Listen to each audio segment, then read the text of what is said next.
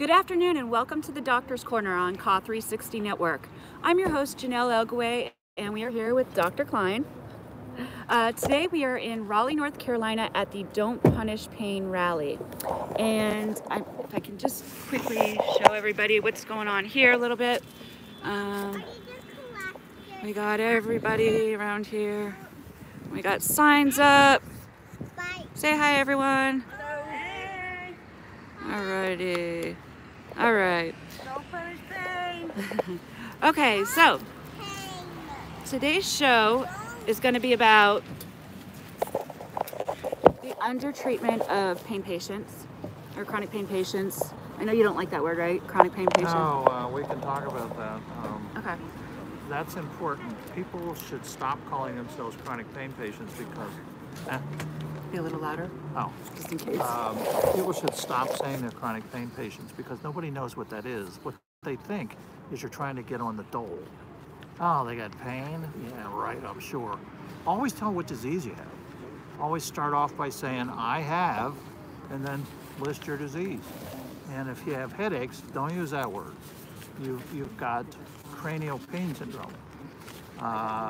If you have fibromyalgia, you don't say that. You say, I have central inflammatory disease, because they've just shown it to be. So, and just pick one, but always start with the name of your disease. Don't ever start with, I'm a pain patient. Well, okay. Sorry. No, we needed to hear that. I apologize if we could just try to keep it right around here. Just quieter a little bit, if you don't mind. Thank you. All right, so we're gonna do some mailbag questions quickly. Sure. All right. Martin wanted to know, Dr. Kline, why is it that we know what works for us, the medications, the dosage, the times? We've got to be the addicts because we know too much, right? But if it's any other meds, they get on us about, we should know those things about them, like blood pressure meds or thyroid meds. What do you think about that? You are correct. That is inappropriate. Doctors need to learn. The reason that doctors are having a problem with this is they just did a survey here in North Carolina of 1,000 doctors, and guess how many prescribe opiates? How many? 25%. Oh, wow. That means 75% of doctors in this state do not prescribe opiates. So the question is, why? They did not ask that question. But being one of those types, I think it's probably because they don't know anything about it. If somebody comes to me with some unusual cancer and I don't know anything about it, then I get somebody else to help me. But what the doctors do is they get defensive. Oh, what's that? You know, what kind of disease do you have? So I've been suggesting that people try to use a soft approach and say, you know, doctor, I've been to tons of doctors and none of them have known what this is. Okay? You bring them in on it. And then you start giving them information. And I swear Wikipedia is a great place to start. And what you do is you make a little copy and you send it in before the appointment. And then the doctor doesn't lose face and have to say, well, I don't know anything about that. It's perfectly okay not to know something. You know, my patients bring me tons of information because it saves me time, you know? So those are a couple of suggestions, and the question is exactly right, and it's not fair because people that I see who are pain refugees, I just put them back on what they say works, and it always works, always, you know, so it's sort of silly. Okay. Somebody else had a question. Can contrast from an MRI exacerbate your symptoms? And is there a time period of when it should get better, or can it last forever? That's a very good question I do not have an answer to. Okay. These dyes are pretty, you know, they get a lot of reactions to them. The best person to ask is the radiologist. I mean, they studied and trained just as long as I did. They're real doctors. And you can ask them. Okay. This person was asking for opinion, a brief overview on how our community can respond best to Social Security attempt to redefine pain and the eligibility process. The deadline 2/15/2019. Another example of why we are advocating for pain patients. I haven't heard that. You haven't? Okay. No, that's interesting information. If they're really trying to do that. She sent me a whole bunch of links for it. Okay, we need to mount yet another attack. You know, I mean, we got this teeny weeny army, you know. And we got all these battles getting kind of hard, you know, but Yeah, you can't let that kind of stuff happen. That's terrible. You know, send me some information because. Vicky asks, why are they cutting us pain patients to 90 MMEs or morphine milligram equivalents? Because they're ignorant buffoons. Right? Even the CDC regulation doesn't say anything about cutting people. The only thing the 90 milligram thing was for is for the first time you use an opiate. And that's probably reasonable. When you first start, you got to be careful. There's nothing in there about requesting that people taper. However, I did a word search on the CDC guidelines, and the word tapering is in there 45 times. Really? So even though they're not asking, They're essentially saying it. Yeah. Okay. Well, I just wanted to let everybody know, if you have any questions for Dr. Kline today, you're welcome to ask anytime. Just get our attention. I know you wanted to ask something. Oh, you want to cook? When the government got involved in Did No Child Was Left Behind, they told us that we had to do Common Core, so that every single child was taught the same thing the same way. But there's different learners. There's physical learners and, tactile learners and everything like that. So a lot of the kids started to fail, and I feel like isn't the government doing the same thing now with doctors saying? yeah, it's the old one thing fits, oh, everybody should have this dosage of pain medicine. And that's why the FDA, who's in charge of all prescription drugs, they're the only ones in charge. That's why they've said there's no upper limits. You can give, as a doctor, I can legally give a person as much as it takes. It doesn't matter the milligrams. And they understood that because everybody is so vastly different. And so the CDC, yes, tried to make one dose for every single person, which is really pretty ignorant, Yeah, we're not a one size fits all. Anybody else have a question? Yeah, I was actually told at one point that migraine is not, I have chronic migraines, I've had them for many years, and I was told that there was no way that I could possibly qualify for disability because migraine is not on the list of accepted diseases or whatever, which is frustrating because I have a master's degree and I'm a stay-at-home mom because I can't hold a job.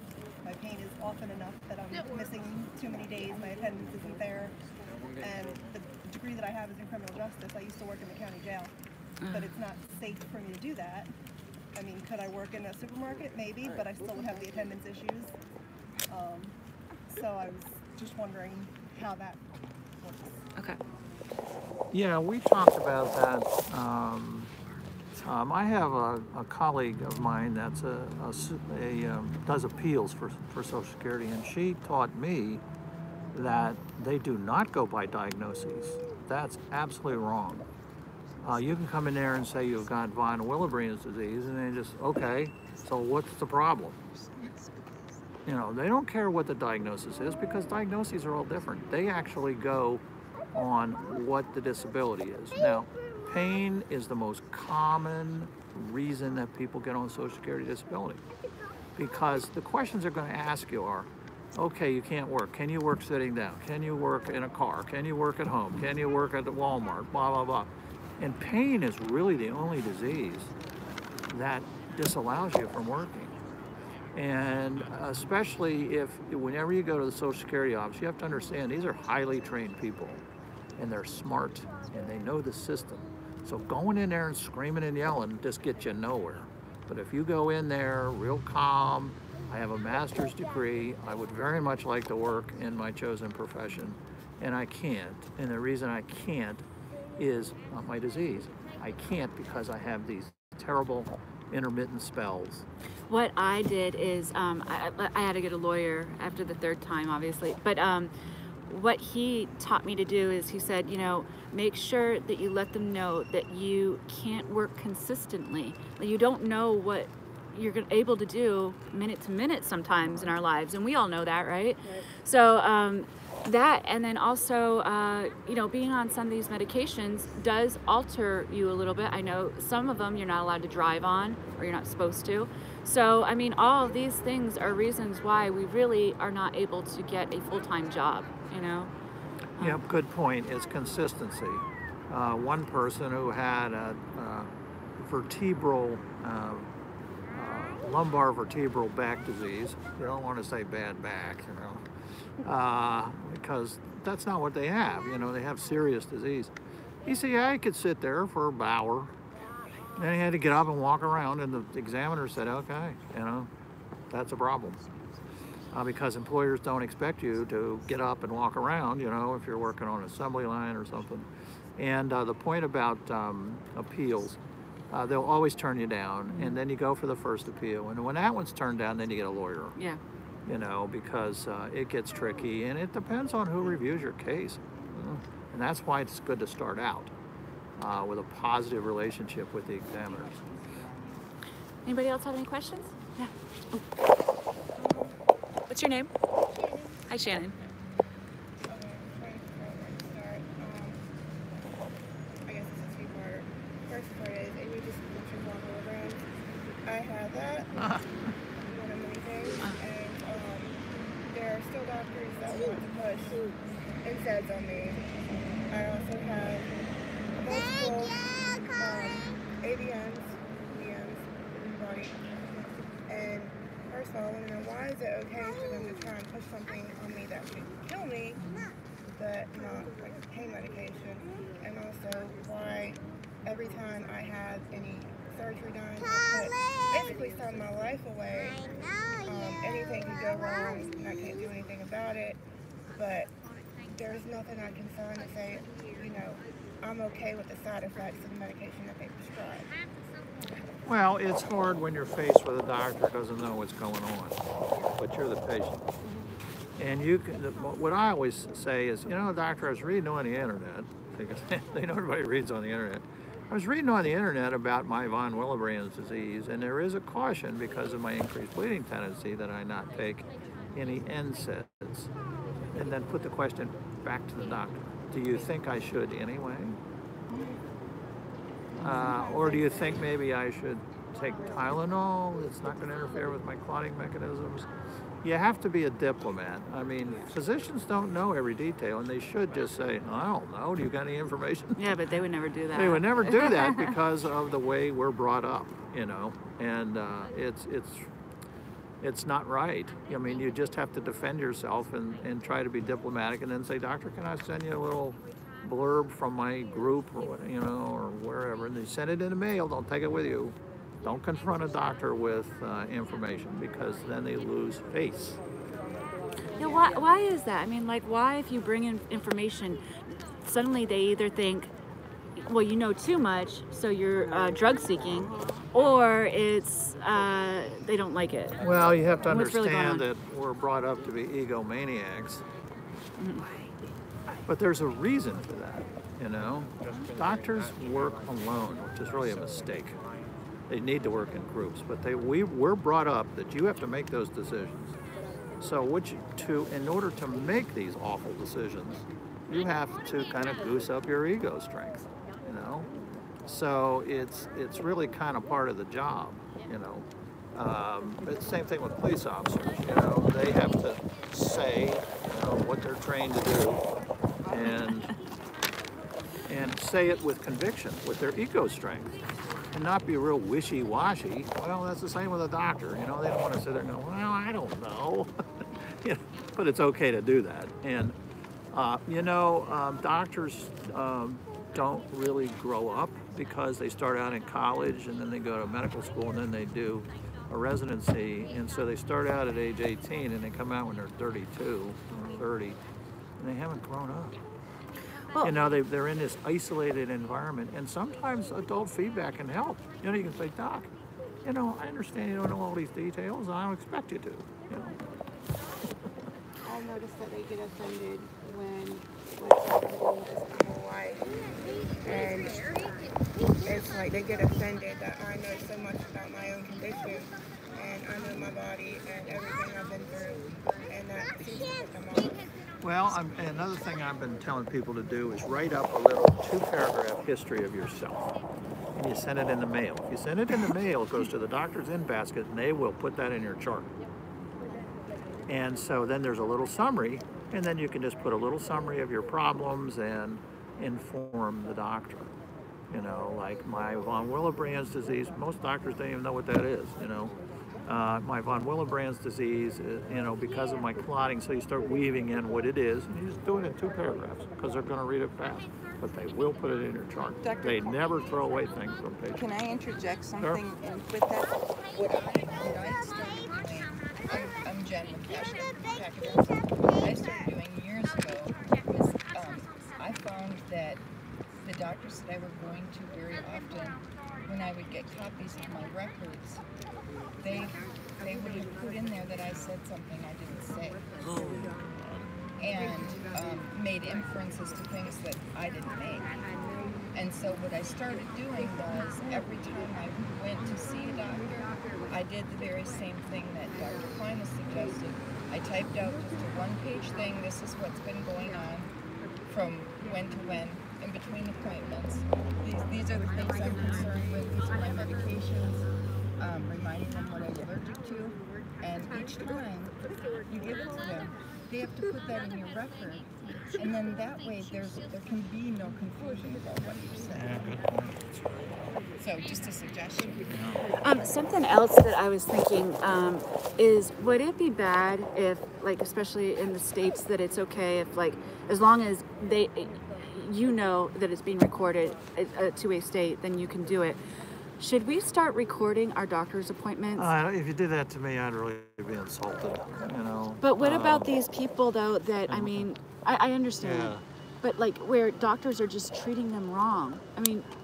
The best thing is to go with somebody else, and then somebody else takes notes. Okay. And that way you're not, you know, looking like something on TV, you know, when they plop out the recorder. But that way you can still write down everything, and they'll be less likely to put something done in the chart. Well, secret recording is dicey. Okay. Hey, Jess. So my question is about brain fog. I have severe brain fog due to my gabapentine, and I think just different, I guess, interactions between the different medications that I take.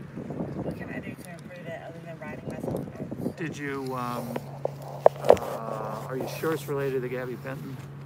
From what my research has said, it's... You've got to taper off the stuff very slowly, over 6 weeks. You can ask the pharmacist to help you because they can give you smaller capsules and stuff so you can taper it down.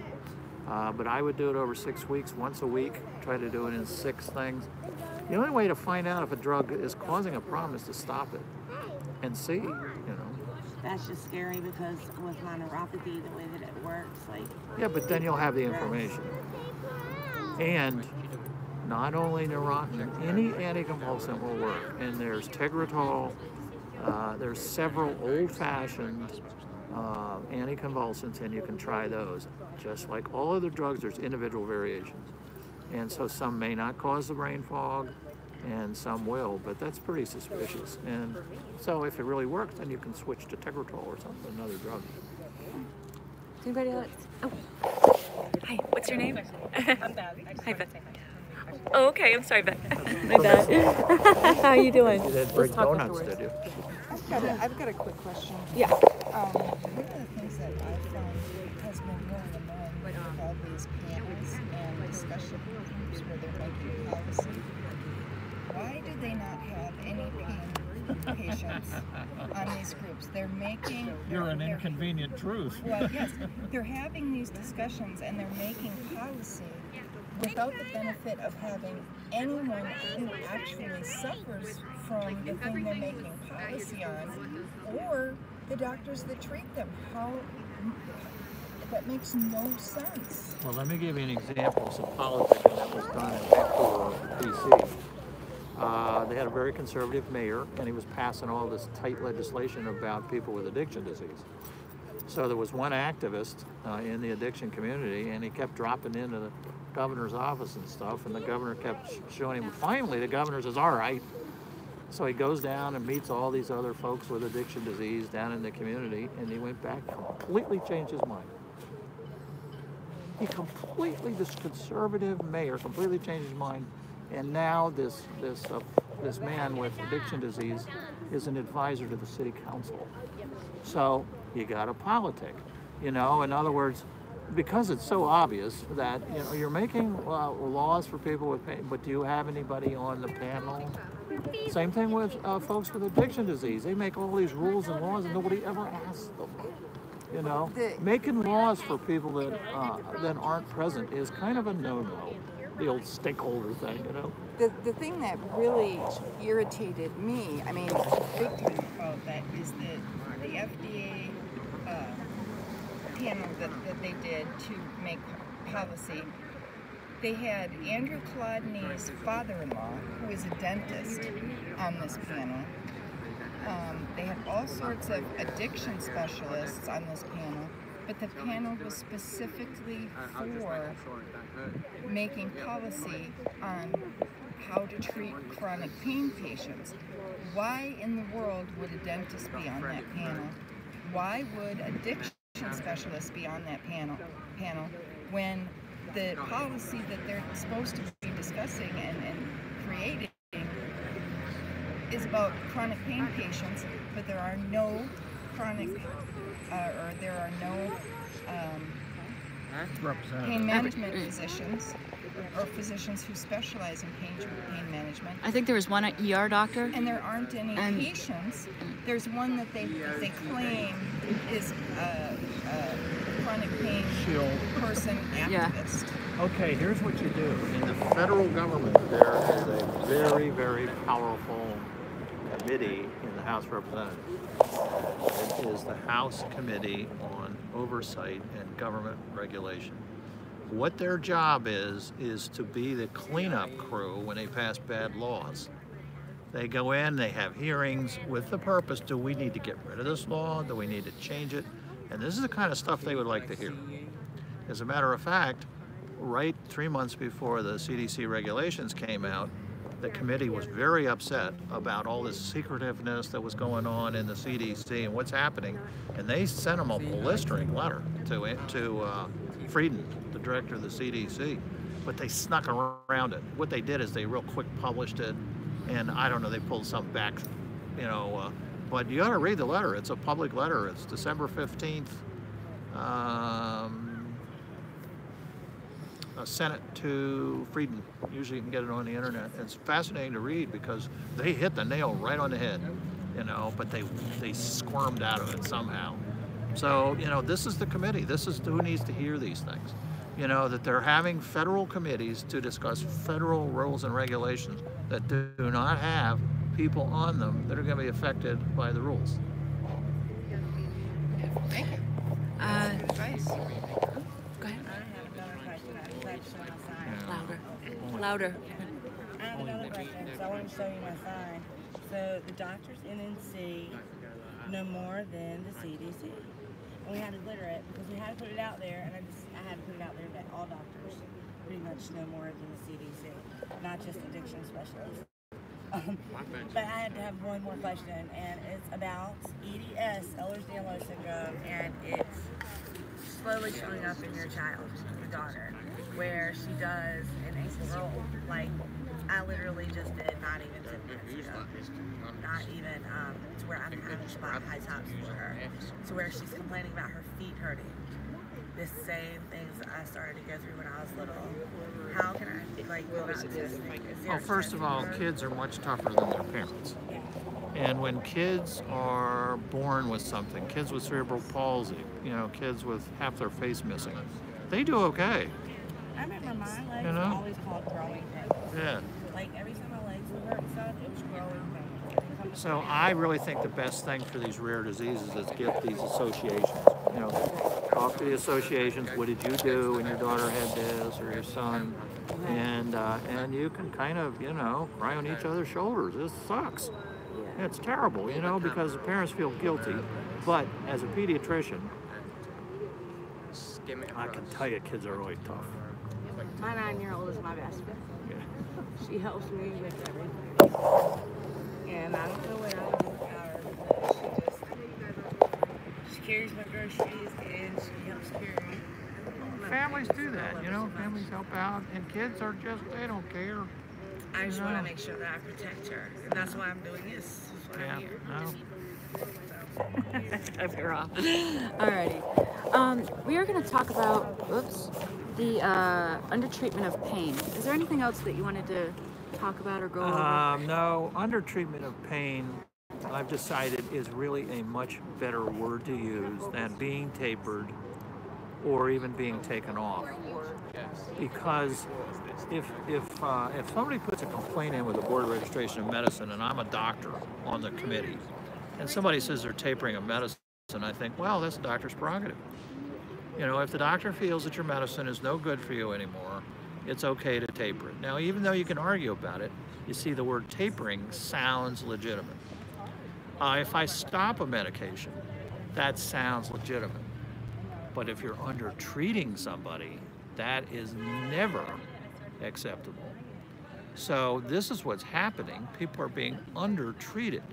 And I think that's the word that people need to use, and that's the word that people need to use in complaints to the Board of Registration in Medicine. And if you're being tapered for no reason, then you say, I have been put into under-treatment for no reason. I am being under-treated for no reason. The doctor said it was because he was worried and afraid. I do not see that as an acceptable reason to under-treat me. See how much more powerful it sounds? Use the word, and that's perfectly true. I mean, that's what's going on. All the people on Twitter I hear from, you know, they're laying awake at night thinking, what's going to happen next? What's the next shoe that's going to drop? You know, and they can't sleep, and then they go in and it comes true, and then they can't sleep because now they're getting pain because they're being under-treated. Well, and what about this too? Doctors that want to put in feeding tubes, doctors that want to put in pain pumps because they're unwilling to prescribe. Yeah, that's. I mean, it's going on everywhere. That's really a terrible, terrible thing. The CDC is responsible for that. They said, okay, you've got this pain, use the secondary treatments.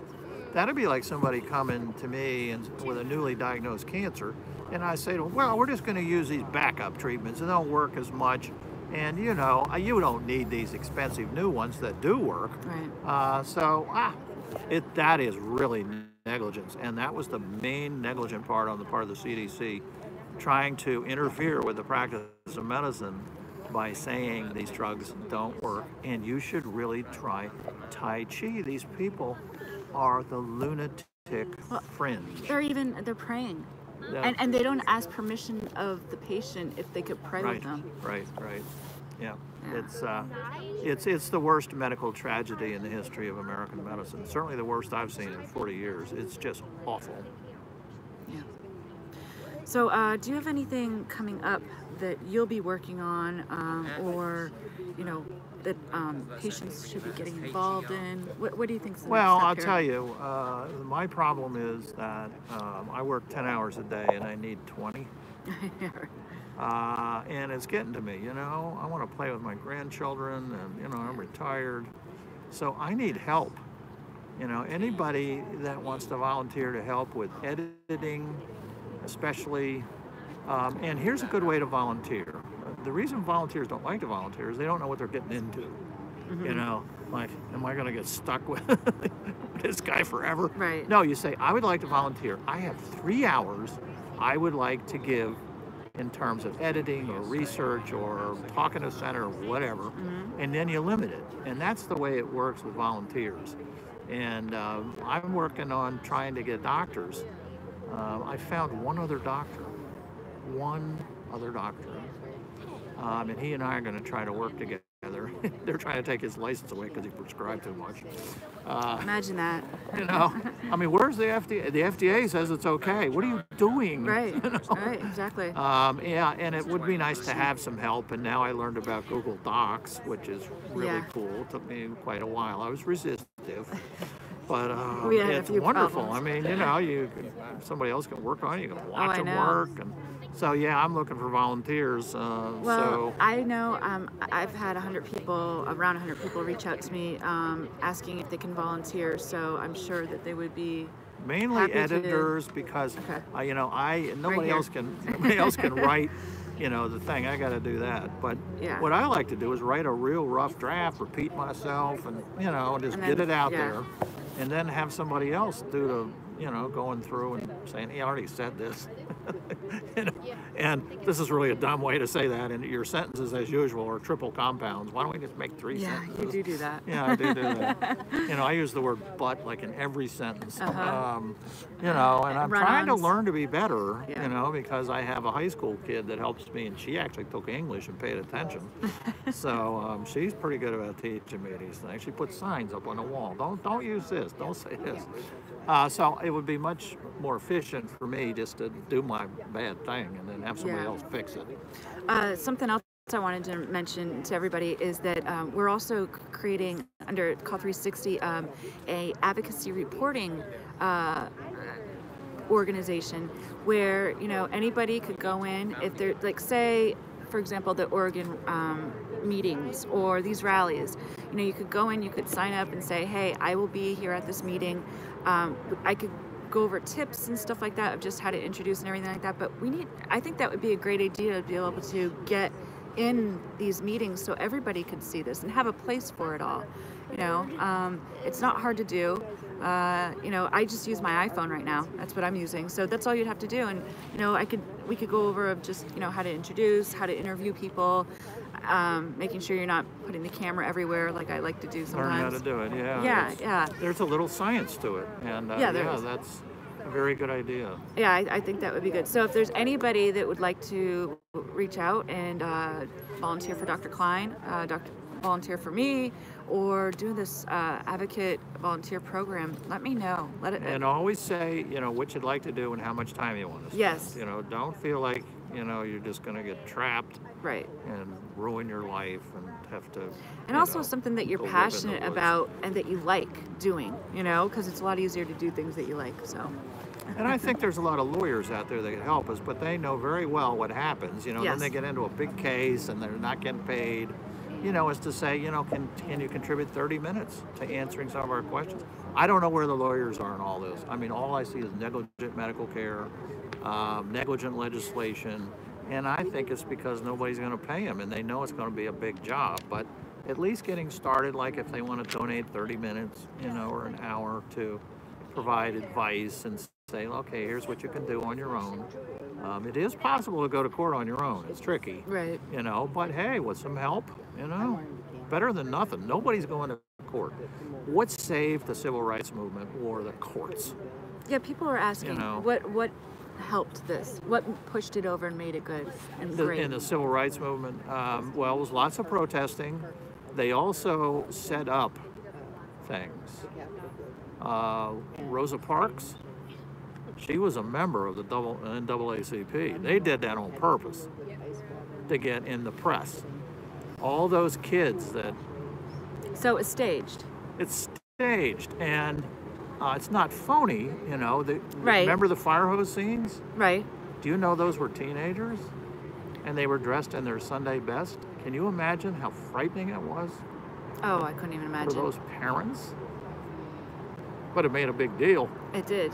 And it helped get the 1964 Civil Rights Act passed. So what kind of stage things that could we set up? I mean, I know we have these rallies, but what do you have any ideas about that? No, because I'm not a PR person. We need to get some PR people. Yeah. Do you know the most famous 3-word PR phrase? What's that? When Nike went to professionals and they said, make me a phrase, just do it. Yep. And that not only sold Nike shoes, it started the whole thing of exercising, running, one little phrase. So that's what PR people can do. They can think of little phrases that we can use. And I try to do that, like for example, with saying that you're undertreated. In other words, I'll give you an example of a good PR person. Alan Jackson, the country and western singer, was just going to bars and to no gigs because he wanted to stick to his old-fashioned roots. Right. So he finally got around. He paid money to them, and they're expensive, So he got hired. And the guy just took one look at him and said, "Blonde ponytail. We're going to stick it out of the back of your cowboy hat." And that did it. And changed the whole image. You know, so it would be nice if we have some PR people that could volunteer for an hour or whatever and kind of look and see. They have to look at the situation first and kind of digest it, and then they come up with the answers. Just do it. You know, what a wonderful thing, you know. And he was a pro. I mean, it wasn't some minor thing. I mean, they paid him big money, you know. Yeah. Probably still getting big money. Well, I mean, even like look at Apple. I mean, like, or all those logos or the little jingles that you hear, you'll know it from anywhere, you know, and they stick with you. So, yeah. You know, we kind of there's have one something- we're starting with, Don't Punish Pain, but I'm thinking Yeah. it would be good to try to come up with some different ones. Right. You know, and I can't because I'm not a PR person. You know, we Maybe need have a somebody contest? who's a contest. Yeah. Yeah. What's our best? There's a good idea. What's our best statement? What is our best rallying cry? What Yes. is just like, just do it? Right. You know, we want something like that. You know, to express what we're doing. And you know, Nike was selling shoes, and so were lots of other people. You know, but that did it for them. Yeah. I always use the hashtag #WeAreOne. Okay. WE I like and then that. R and then Yeah. one. It's just easy and quick.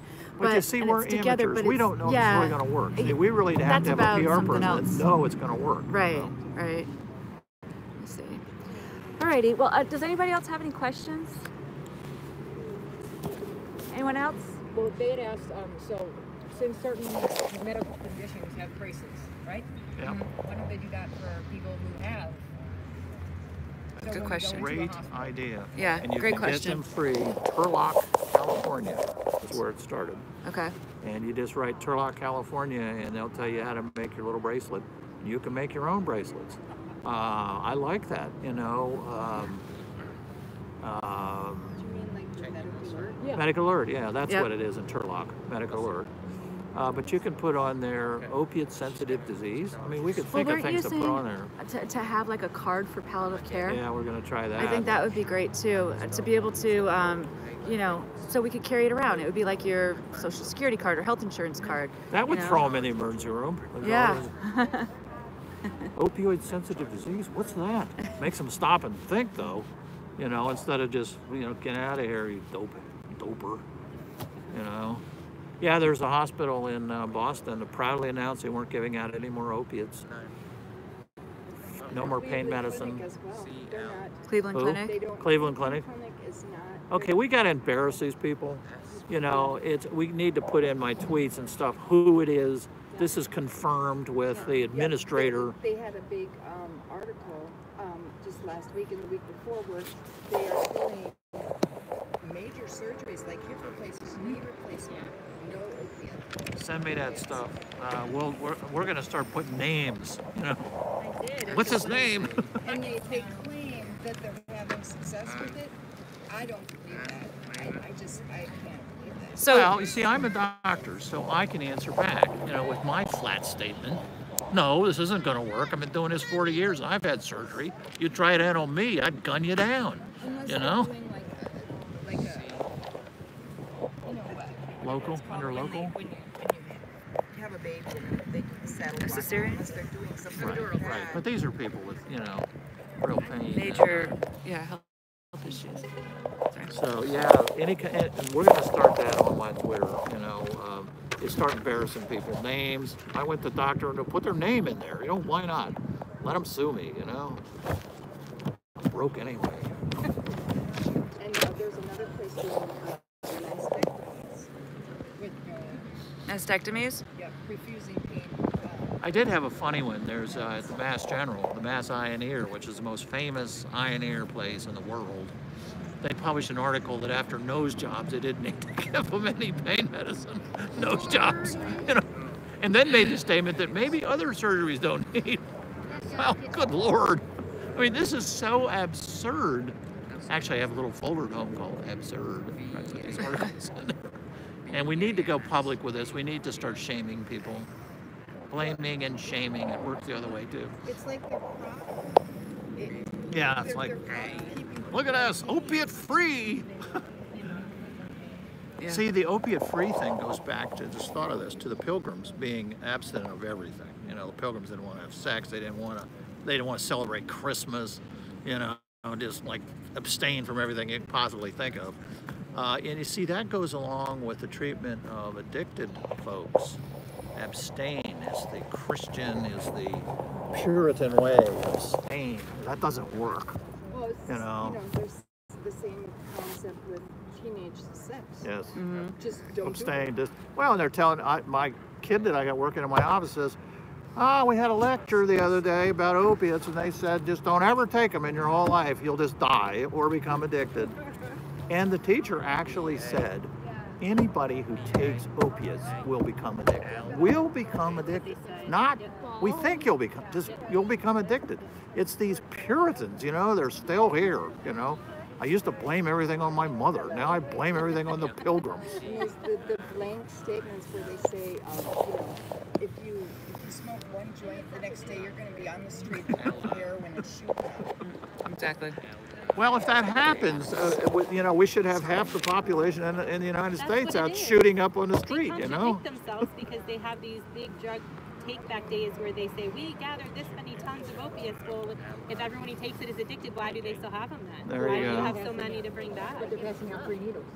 Here, they go with 2 needles. Yeah. Like, everybody takes free needles, but They no, we consistently can't have contradict medicine. them. Oh, and handing out naloxone, you know, people aren't going to overdose who are going to doctors. And then that scares them. They think, oh my God, I need this in case what? I quit breathing? They feel like Yeah. A friend of mine's 18-year-old daughter in New Jersey just had an emergency bowel infection. Ibuprofen, even in post-op care, nothing brain for hours. And then her mother advocated for her, and the doctor finally gave in and gave her 1 or 2 doses of pain medicine. And the doctor told the mom, well, when she becomes an addict, it's all on you. By the way, if And you I get, did tweet that to the hospital. They didn't. they don't care, but if you do get into trouble in a hospital, there's an administrator on call 24 hours a day. And you can ask for the administrator. Just Yes, just the what? administrator. Just the administrator. Yeah, you tell the nurse, I want to speak to the administrator on call. Okay. There's And you also get the patient boss advocates. down there with the doctors. Sometimes it works, sometimes it doesn't. But I've heard of cases where it does work. Because the patient advocate did nothing. I mean, they Well, work you for see, the hospital. the people upstairs that want their bonuses, they're going to be paying attention to unhappy patients, you know. So, wasn't there a study done that said opioids don't do anything for pain patients, but when you really went back and you read the study, it was like a 4-month study. oh yeah, there's tons of those. I've stopped collecting those.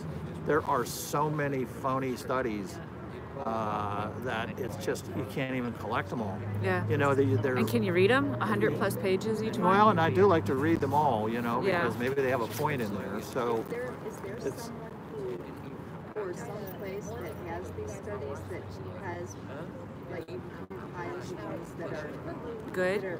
good and the ones that are fake? You, Yeah. 2,000 of them. Dr. Bloom. Bloom, yeah, there aren't Yeah. very many people. That's the problem, you know, we're in such a minority that, you know, I just don't even have time for my morning donut anymore. It's just awful. You know, then I have donut withdrawal, That's why you're and then I losing gotta weight. go to my donut street guy. You know, and I'm an addict, I can't stop. You should have never had that first donut. So if I Right. hadn't had that first donut, I'd be all right. That's right. Well, okay. All right, well, we're going to wrap up. I just wanted to say thank you so much for all your questions. Thank you so much, Don't Punish Pain Rally, for, you know, putting on these national rallies. I believe there's 43 states that are involved in these.